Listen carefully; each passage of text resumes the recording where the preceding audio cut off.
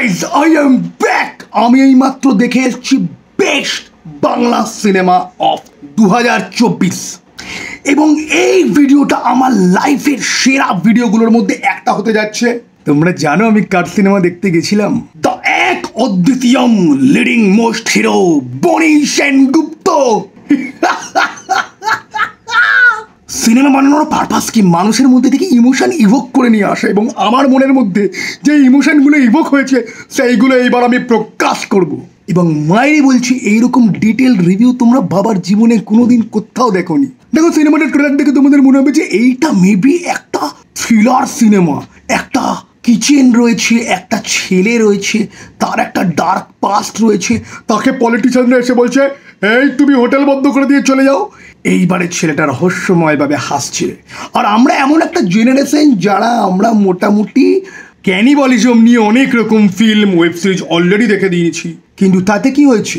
Cannibalism, horror, thriller এই জনরাতে এই সিনেমাটা আজ অব্দি বানানো বেস্ট সিনেমা। এবং এই সিনেমাটা দেখে তুমি বুঝতে পারো যে কমেডি সিনেমা কি করে বানাতে হয়। শুধুমাত্র কমেডি না, এত সুন্দর কমেডি যে হলের মধ্যে মাত্র আমরা 4টে লোক ছিলাম, 4জন আমরা এনতারসে হেসে গেছি। আমার সঙ্গে ছিল সাগর নীল আর কর্ণজিৎ।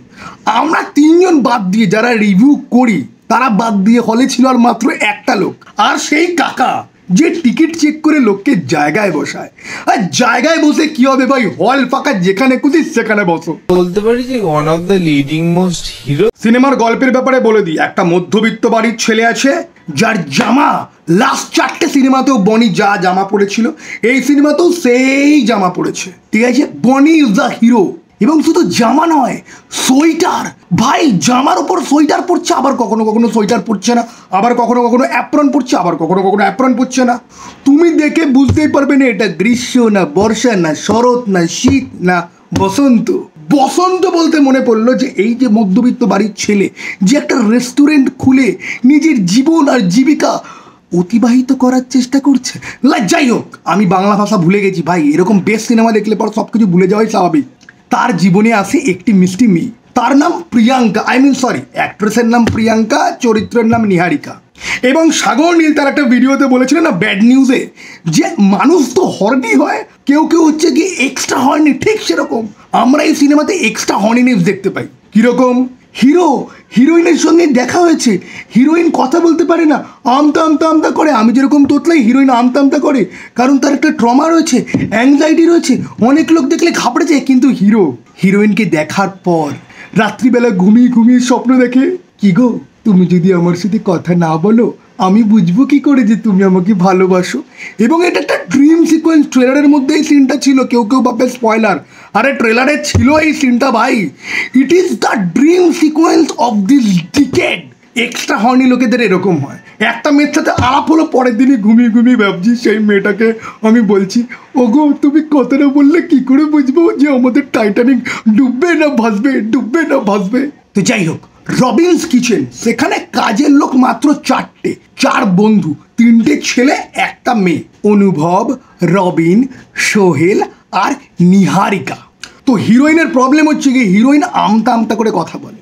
এই সিনেমার দৈর্ঘ্য 1 ঘন্টা 44 মিনিট। 1 ঘন্টা 44 মিনিট কেন? কারণ হিরোইনের ডায়লগ বলতেই সময় লেগেছে, পজ দিয়ে দিয়ে সে তো ডায়লগ বলে, হিরোইনের ডায়লগ বলতে সময় লেগেছে 5 সেকেন্ডের ডায়লগ বলতে তার 5 মিনিট সময় লেগেছে। ওই জন্য সিনেমাটা একটুখানি বড় হয়ে গেছে। এবং হিরো যেরকম সোয়েটার পরে, কখনো সোয়েটার পরে না, হিরোইন হচ্ছে গিয়ে ভাই পাতি বাঙালি মেয়ে, এদের ঠান্ডাই লাগে না। এরা 365 দিন যে কোনো ইয়েতে এরা সব সময় গরম ফিল করে। হিরোইন কখনো সোয়েটার পরে না, কিচ্ছু পরে না। হিরোইন একই কুর্তি প্রত্যেকটা সিনে পরে বেড়ায়। Again costume design. হিরোইনের লাইফে একটা বড়সড় ধাক্কা আসবে, এবং 7 দিন ধরে হিরোইন সেম কস্টিউম পরে ঘরের মধ্যে ঘুরঘুর ঘুরঘুর ঘুরঘুর ঘুরঘুর করবে। 7 দিন বাদে হিরোইনের হঠাৎ মনে হবে আমার পৃথিবী থেকে চলে যাওয়ার সময় এসছে। এই পয়েন্টে আমি হিরোর ব্যাপারে আসবো। আমাদের হিরো কিন্তু এখানে শুধুমাত্র হিরো নয়, হিরো একজন সুপার হিরো, যে সঠিক সময়ে সঠিক জায়গাতে দরজা না খুলেই চলে আসে এবং এসে জড়িয়ে ধরে বলে, ওগো আমার ভবিষ্যৎকে সিকিউর করার জন্য কিন্তু আমি কাজে গেছিলাম। ভাই আত্মহত্যার ব্যাপারে তো আমি একটু জিনিসপত্র জানি। তো সেইখানেই আমি বলছি যে আত্মহত্যা করতে যাওয়া একটা মানুষকে সান্ত্বনা দেওয়ার দৃশ্যে ডায়লগ এবং পারফরমেন্স দেখলে পরে তোমার চোখ দিয়ে অজরে জল পড়বে। আপাতত আমার এটা ঘামের জল, বাট যাই হোক, তোমাদের কিন্তু চোখ দিয়ে ঠিক টপ টপ করে জল পড়বে। আরে শুধুমাত্র হিরো আর হিরোইনকে নিয়ে কথা বললে হয় নাকি? আমরা এখন কথা বলবো ভিলেনকে নিয়ে। And this villain is the greatest villain of the world. এটা ভিলেন না ভিখারি তুমি বুঝতে পারবে না। সাধারণত কোনো পলিটিশিয়ান টাইপের ভিলেন যখন হয় তার সঙ্গে চেলা চামুন্ডা থাকে, 4টে গাড়ি থাকে, কিন্তু যেহেতু এটা কলকাতার পলিটিক্যাল ভিলেন, তার কাছে রয়েছে শুধুমাত্র একটা বুলেট, আর তারা চেলা চামুন্ডা বলতে একজন। এই চেলা চামুন্ডাকে দেখে আপনার মনেই হবে না যে একজন গুন্ডার অ্যাসিস্ট্যান্ট। পাট পাট করে চুল আচ্ছানো, প্রপার ড্রেস পরা, কখনো পাঞ্জাবি পরা একটা সুন্দর ছেলে। এই ছেলেটাকে আমি চিনি। দিব্যেন্দু, তোমাকে দেখে আমার একই সঙ্গে দুঃখ এবং আনন্দ দুটোই লাগলো। আনন্দ এই জন্যে যে তুমি ফাইনালি একটা কাজ করছো, আর দুঃখ এই জন্যেই যে তোমাকে কিচ্ছু জাস্টিস দিতে পারেনি। এই ভিলেনের যে সহচরটা, একে আমি চিনি এবং সে খুব ভালো মার্শাল আর্ট করে, তার বডি দুর্দান্ত।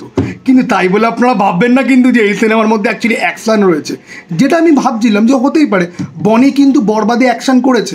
এখানে ভিলেনের চামুন্ডাকে আমি, মানে চেলা চামুন্ডাকে আমি যেহেতু চিনি, তো ভাবছিলাম যে কিছু একটা অ্যাকশন ফ্যাকশন হয়তো থাকবে। But this is Bangla cinema, the era of montage film making.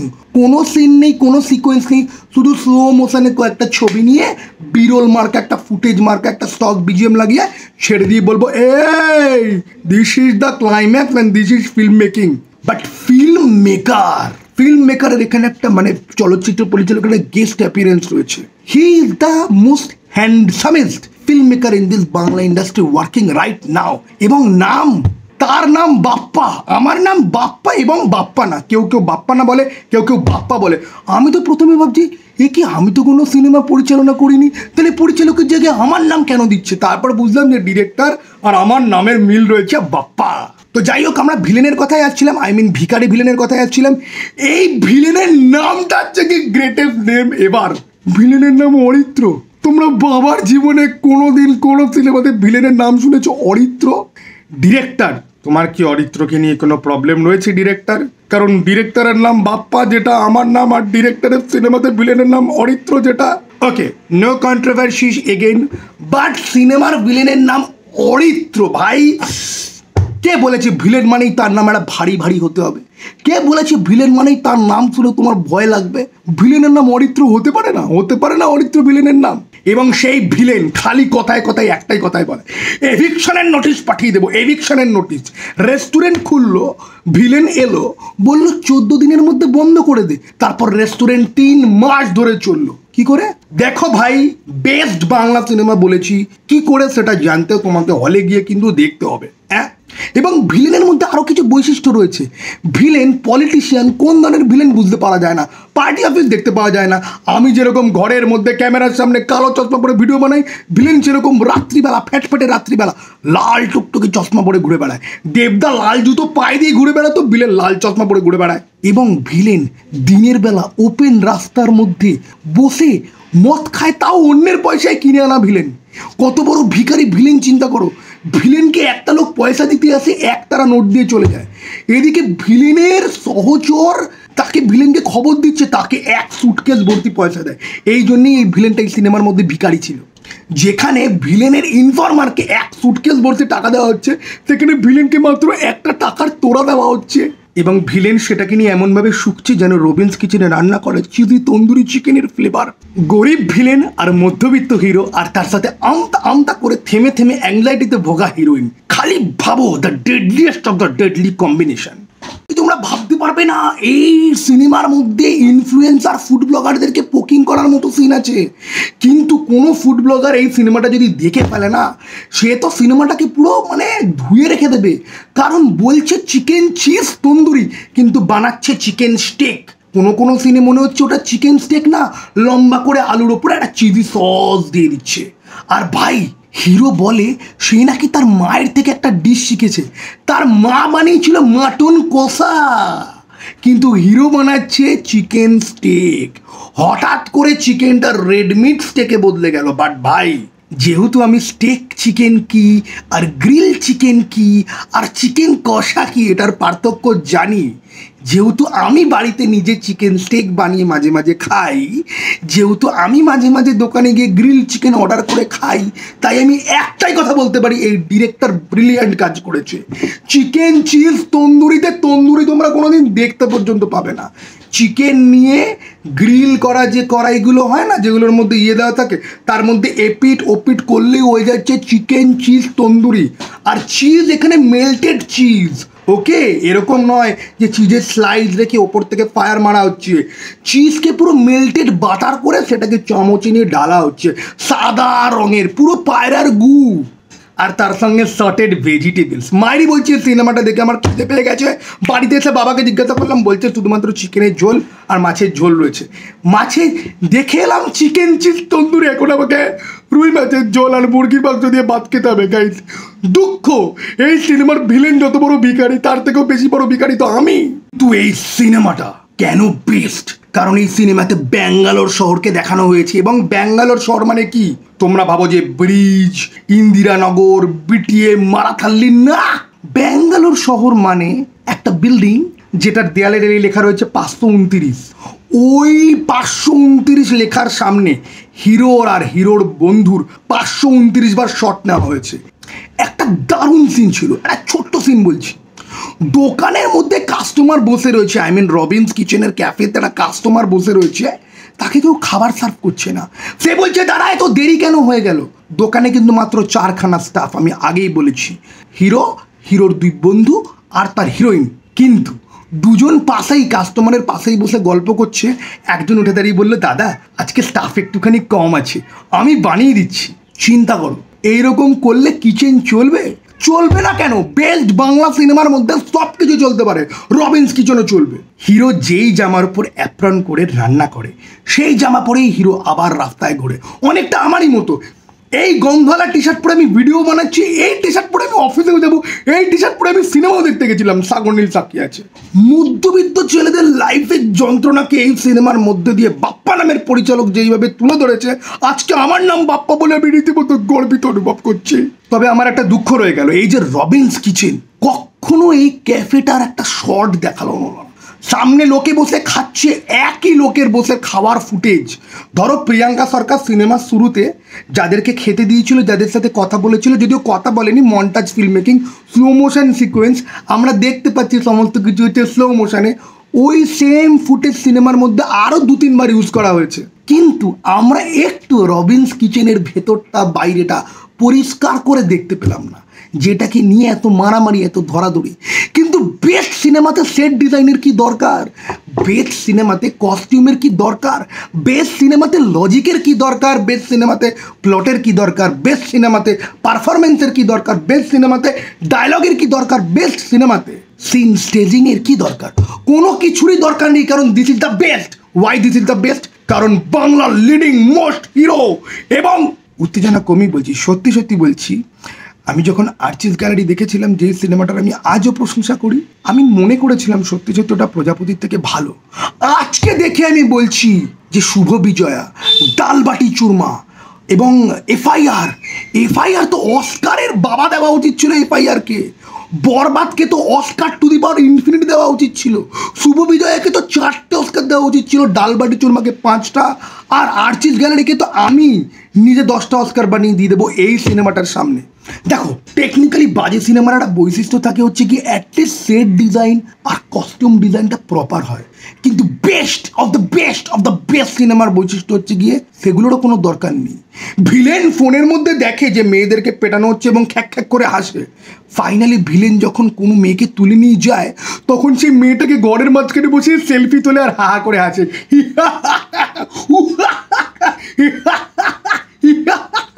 ভিলেনের চরিত্রে যে অভিনয় করেছে তার নাম শান্তনু নাথ। সে আড্ডা টাইমসে খ্যাপা বলে একটা ওয়েব সিরিজে একবার এগেন ভিলেনের চরিত্রে অভিনয় করেছিল, সেখানে সে যথেষ্ট ভালো অ্যাক্টিং করেছিল। তার মধ্যে একটা ব্যাপার রয়েছে, ইভেন কি তার চেলা চামুন্ডার রোলে যে দিব্যেন্দু বলে যে ছেলেটি অভিনয় করে, সে ভালো মার্শাল আর্টিস্ট, তার একটা ইউটিউব চ্যানেল পর্যন্ত আছে, ইটার্নাল ব্লেজ। সেখানে ওরা ভিএফএক্স এর বিভিন্ন রকম ব্রেকডাউন করে, দুর্দান্ত কাজ করে। কিন্তু বাংলা সিনেমা ভাই, যে কারোর পোটেন্সিয়ালকে নিয়ে জোক বানিয়ে দিয়ে কোকের সাথে তোমাকে হলে বসে গিলতে বাধ্য করতে পারে। That is called Bangla cinema. কিন্তু আজকে আমি গর্ব অনুভব করছি যে বেস্ট বাংলা সিনেমার পরিচালকের নামের সাথে আমার নাম ম্যাচ করে, এবং ভিলেনের নামটা তো জাস্ট অসাধারণ। এতদিন আমেরিকান না ইয়ার্কি মাত্র আমাদের নিয়ে যে ইন্ডিয়ান লোকেরা ভিলেন হতে পারবে না, এদের নাম রমেশ হবে, দুর্গেশ হবে, অমৃতেশ হবে, এই ডিরেক্টর সেই বিদেশিদের মুখে চাটা মেরে বলে দিয়েছে না, বাংলা সিনেমার ভিলেনের নাম অরিত্র। কিন্তু ডিরেক্টর কাকে চাটতে চেয়েছে, অরিত্র দত্ত বণিক নাকি? এবং চারখানা মাত্র লোক মিলে একটা ক্যাফে চালাচ্ছে, সেখান থেকে দুটো লোক চলে গেছে, দুটো লোক চালাচ্ছে মানে স্ট্রাগেল। সাউথ কলকাতার বাড়ির তলায় ছোট ছোট ঘুপচি ঘরে খোলা ক্যাফে, যারা এস্থেটিকের নামে যা খুশি তাই করে, আর লোকজনকে পয়সা দিয়ে ডেকে এক্সপায়ার্ড খাবার খাইয়ে নিজের প্রমোশন করে ইনস্টাগ্রামে যারা ধুম মাচিয়ে দিচ্ছে না, তারা এই সিনেমাটার সাথে মারাত্মকভাবে রিলেট করতে পারবে। কিন্তু একটা জিনিস মিস হয়ে গেছে, এখানে না অফার টফার সেরকম দেখালো না। ডিরেক্টর বোধহয় এটা জানতো না যে কোনো জায়গাতে আজকাল unlimited offer, buy one get one offer, 60% off, তুমি দুটো বার্গার খেলে পরে তার সাথে একটা শেক ফ্রি, তুমি 3টে পিৎজা খেলে পরে একটা কোক ফ্রি। এইসবগুলো ডিরেক্টর ভালো সিনেমা বানাতে গেলে কিছু কি মিস হতে পারে না গাইস? এই কিছু কিছু জিনিস একটুখানি করে মিস হয়ে গেছে। আমি বাপ্পা না লাইফের সমস্ত গ্রেটেস্ট অপরচুনিটি মিস করে বসে আছি। আরে বাপ্পা, একটু মিস করবে না, এটা কি হতে পারে গাইস? বাট যাই হোক, আর সিনেমার ক্লাইম্যাক্সে গিয়ে বিশ্বাস করো তোমাদের খালি এনজয় করতে হবে, তোমরা বেশি মাথা কিন্তু লাগাবে না কি হচ্ছে, কেন হচ্ছে, কিভাবে হচ্ছে। যদিও কিছুই হচ্ছে না, সব কিছু মনটাচ ফিল্ম মেকিং দিয়ে হয়ে যাচ্ছে, কিন্তু তোমরা দেখবে যে হিরোইনেরা বান্ধবী ছিল সোহেল বলে, সেই ছেলেটা কত হেল্প করতো, কিন্তু দুম করে গিয়ে সোহেল আর নেই, মানে নেই, কোনো এক্সপ্লেনেশনও নেই, সোহেল কেন নেই, সোহেলও নেই। ও বাই দ্য ওয়ে, ব্যাকগ্রাউন্ড মিউজিকে খালি স্টক বিজিএম ইউজ করা হচ্ছিল, এবং এই স্টক বিজিএম ব্যাকগ্রাউন্ড মিউজিকটা না কোনো জায়গায় ঠিকঠাক করে প্লেস পর্যন্ত করা হয় না। ইম্পর্টেন্ট সিনের মাঝখানে ব্যাকগ্রাউন্ড মিউজিক চলতে থাকে, তুমি ডায়লগ বুঝতে পারো না। এবং এই ব্যাকগ্রাউন্ড মিউজিক আজকাল বাংলাতে প্রচুর ভিলেনের ইন্ট্রোডাকশন ইউজ করা হয়, ওই সেম ব্যাকগ্রাউন্ড মিউজিক অন্য সিনেমাও চলছে, ভিলেনের জায়গাতেও চলছে, আবার অন্য সিনেমাতেও চলছে, because this is Bangla cinema. By the way, যারা একটু রান্না বান্না করতে জানো এবং স্টেক আর তন্দুরের মধ্যে পার্থক্য বোঝো, তাদেরকে আমি আগেই বলে দিচ্ছি এই সিনেমাটা দেখতে যাও, কারণ এই সিনেমাটা তোমার দেখা লাইফের সব থেকে বেস্ট কমেডি ফিল্ম এক্সপিরিয়েন্স হবে, এবং সেটাই সব থেকে বড় টুইস্ট। কারণ সিনেমার ট্রেলার দেখে মনে হয় সিনেমাটা থ্রিলার হবে, কিন্তু অ্যাকচুয়ালি থ্রিলার না, this is the fucking comedy guys. আমার সিনেমাটা দেখে জোকারের কথা মনে পড়ছিল, যে ভাবতো তার লাইফটা ট্র্যাজেডি, কিন্তু অ্যাকচুয়ালি তার লাইফটা কমেডি। এবং বাংলাতে যে সব থেকে বড় লিডিং মোস্ট হিরো, তার লাইফটাও আস্তে আস্তে তাই হচ্ছে। জিনিসটা ট্র্যাজেডি নাও হতে পারতো, কিন্তু জিনিসটা এখন পুরোপুরি কমেডিতে বদলে গেছে। বনিদা, আমি বরবাদ এখনো দেখি, বিশ্বাস করো। বরবাদে ওই যে মাঝখানে ইন্টারভ্যালে যে অ্যাকশন সিকোয়েন্সটা আছে না, ওই মৈনাকদা না ময়ূকদা, তার সাথে তোমার যেখানে বাজারের মধ্যে বাবার গায়ে হাত তোলা হবে, তুমি আউটবার্স্ট করবে, রাজ চক্রবর্তী তোমাকে ঠিক করে হ্যান্ডেল করেছিল ওই সিনটাতে। ওই সিনটার ব্যাকগ্রাউন্ড মিউজিক আর বরবাদের কোয়ালিটি দেখো, আর তুমি এখন এগুলো কি বানাচ্ছ? না, তুমি বেস্ট সিনেমা বানাচ্ছ বনিদা, এরকম ভাবেই চালিয়ে যাও। আমরা রূপ মন্দিরে যাবো দেখতে, এরপরে আবার কোনো একটা সিনেমাতে আমার আর সাগনিলে আবার দেখা হবে। আমি মারাত্মক এনজয় করেছি ভাই, আমরা দুজনে আসছি, করণজিৎ পেছনে বসেছে, ফাঁকা হল, সবাই ছড়িয়ে ছিটিয়ে বসে আছি, আমরা তিনজনে কথা বলছি আর হাসছি। This is the best experience ever. Even কি আমরা বাইরে বেরিয়ে রিয়েলাইজ করছিলাম যে এর থেকে আমরা 100 টাকা দিয়ে বিরিয়ানি খেলে পর ভালো করতাম। বাট সেই বিরিয়ানিতে রবিন্স কিচেনের স্বাদ কোথায়? রবিন্স কিচেনের স্বাদ তো চিজি চিকেন তন্দুরিতে। ভাই খিদে পেয়ে গেছে আমার চিজি চিকেন তন্দুরি শুনতে আর চিকেন স্টেক দেখতে। চলো টাটা গাইজ, চলো টাটা বাইজ, আবার দেখা হবে গাইজ। আরে কবিতা হয়ে গেল, চলো টাটা বাইজ, যদিও বাইজ হতে পারে না, চলো টাটা বাইজ, আবার দেখা হবে গাইজ, নতুন কবিতা। সাইনিং আউট, হাতে হেরিকেন পদে বাস। আমার নাম স্বর্ণয়তী দাস।